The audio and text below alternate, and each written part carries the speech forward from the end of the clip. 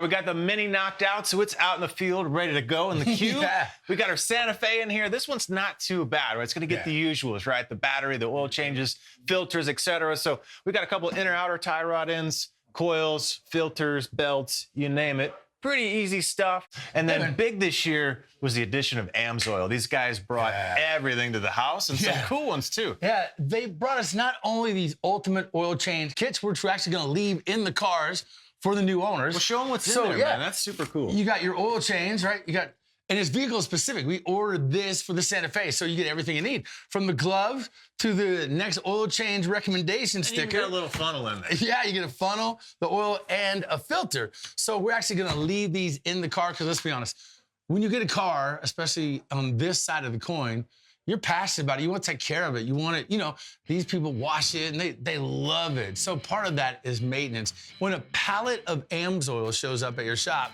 it's like Christmas Day, because we got power steering fluid, we got some brake clean parts, we got brake fluid. So all of these cars on all the fluids are getting upgraded from AMSOIL. So that's a big give this year, man. We got everything now. All we got to do is start, well, diving in, draining and changing, my man. That's what we're doing today, draining and changing.